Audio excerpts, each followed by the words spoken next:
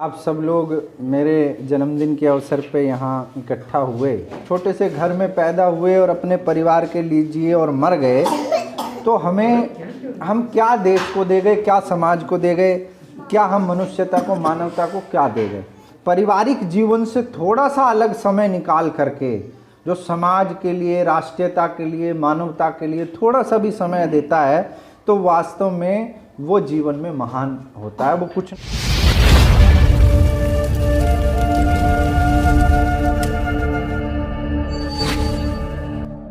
देखिए, आज आप सब लोग मेरे जन्मदिन के अवसर पे यहाँ इकट्ठा हुए, तो मुझे लगता है कि एक व्यक्ति की, किसी भी व्यक्ति की सबसे बड़ी दौलत ये होती है कि जब ऐसा कोई ख़ास अवसर आए तो इतने सारे लोग जमा हो करके विशेष देने के लिए इकट्ठे हो जाएं, तो तब ये अपने मतलब स्वयं में ये आप वो होती प्रेरणा मिलती है कि इतने सारे लोग आज हमें प्यार करते हैं, चाहते हैं, पसंद करते हैं।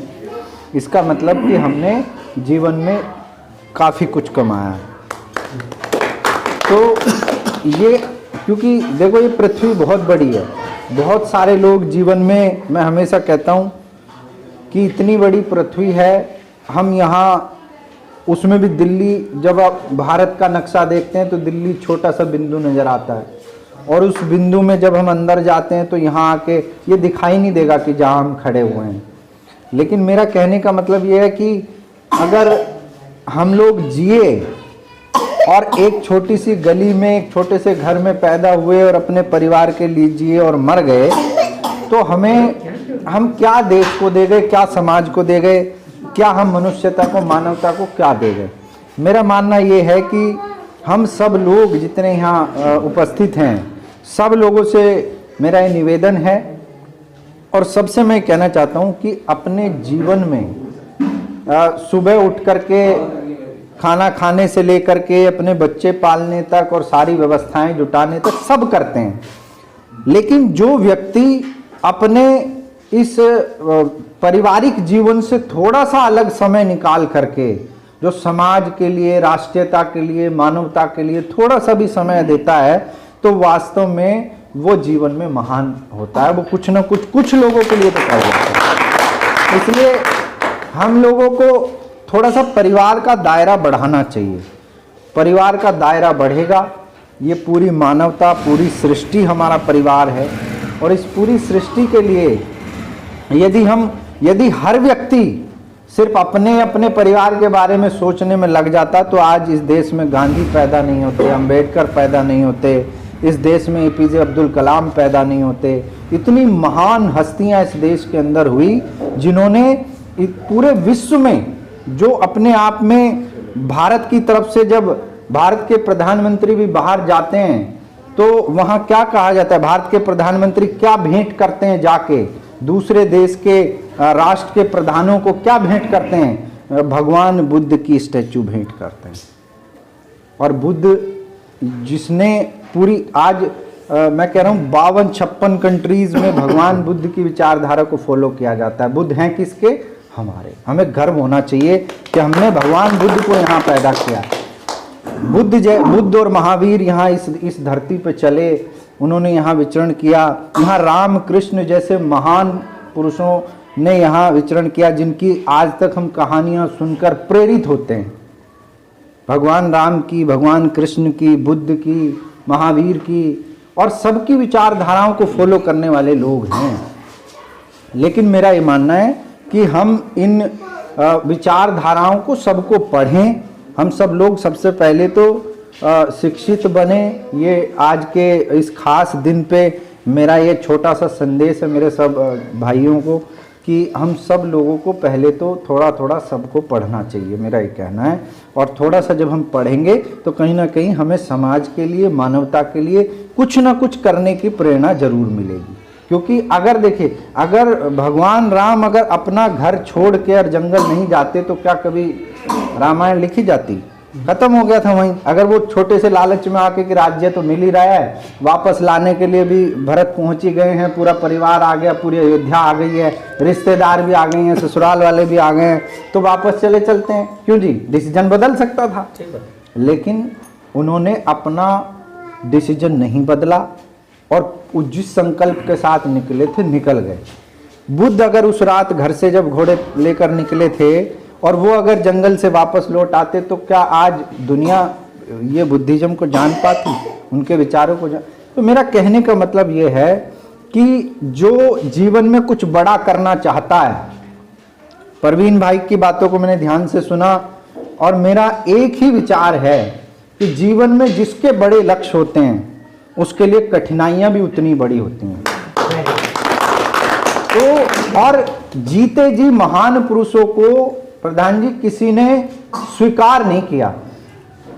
बुद्ध जब गांव में जाते थे तो लोग उनको पत्थर मारते। उस वक्त हम क्या, अभी क्या सोचते हैं अभी हम ये सोचते हैं कि काश हम भी उस जमाने में हुए होते जब भगवान बुद्ध घूमा करते थे, काश हम भी उस जमाने में होते जब राम और कृष्ण हुआ करते थे, सोचते हैं हम कभी कभी।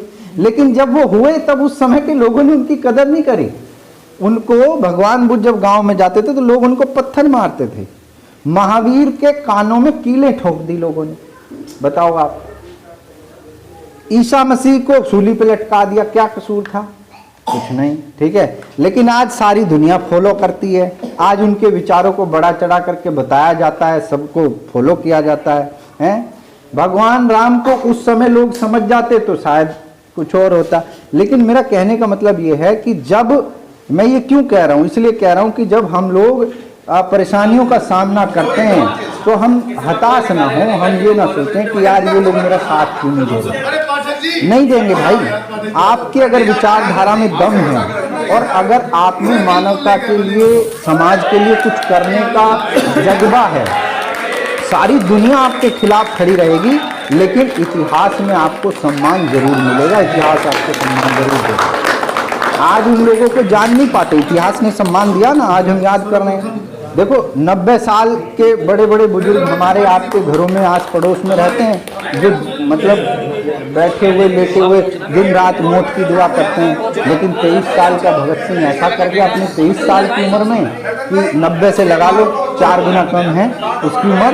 लेकिन जब तक 100 हमारे आने वाली 100 पीढ़ियां भी भगत सिंह को नहीं भूल, गलत कह रहे हैं, वो कुछ ऐसा अलग कर गया तभी तो मेरा कहने का मतलब ये है कि जहाँ हम रहते हैं शुरुआत यहाँ से करें, अपने परिवार से, अपने मोहल्ले से, अपनी गली से, अपनी कॉलोनी से, और थोड़ा थोड़ा समय समाज के लिए भी जरूर निकालें। परिवार के लिए सब करते हैं, लेकिन जो समाज के लिए, राष्ट्र के लिए, मानवता के लिए, मनुष्यता के लिए जो थोड़ा सा समय निकाल के साथ आते हैं, एकजुट होते हैं और छोटे छोटे कोर्स पूरे करते हुए चलते हैं।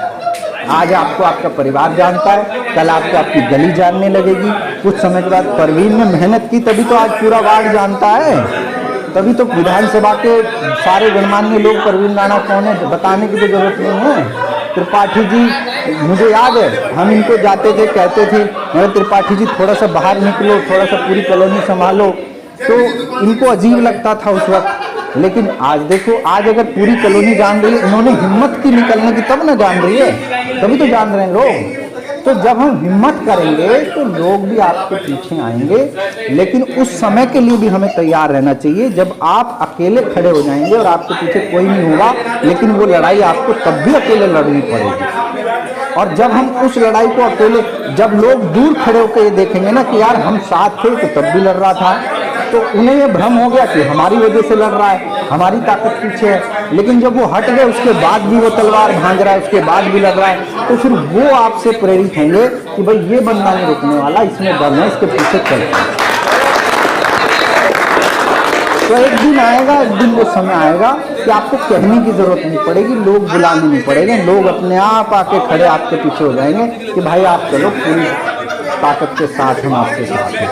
वैसे आज ये मेरे जन्मदिन का अवसर था, आप सब लोग आए, मुझे धन्यवाद प्रकट करना चाहिए। बहुत ये एक छोटा सा मतलब भाषण हो गया, मुझे लगता है कि पर ये समय समय पर इस तरह से हमें मिलते रहना चाहिए, बातचीत करते रहनी चाहिए और समाज के लिए समाधान निकालते रहना चाहिए। हम सिर्फ एक माध्यम मात्र हैं, जिसकी जितनी मदद हमारे हाथों से हो पाए हम उतना करते रहेंगे। सारे लोग मिलके एक साथ, देखिए किसी भी काम को करने के लिए किसी पद विशेष की आवश्यकता नहीं है। अगर आपके पास करने का जज्बा है तो आप बिना पद पे रहते हुए भी बहुत कुछ कर सकते हैं। इसलिए हम लोग साथ रहेंगे, करते रहेंगे।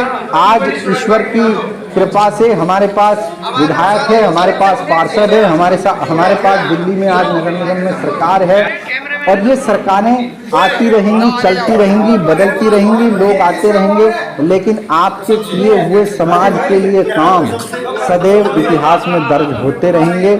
और आप इसकी चिंता ना करें। जब भगत सिंह सर जंगल में मिलते होंगे, 4 लोगों के साथ बैठ के प्लानिंग करते होंगे, तो उस वक्त वो जानते नहीं होंगे कि इतिहास इसको फिल्मों के रूप में दिखाएगा और हमारी ये प्लानिंग भी दिखाई जाएगी और लोग इसको सैल्यूट करेंगे, इससे प्रेरणा लेंगे।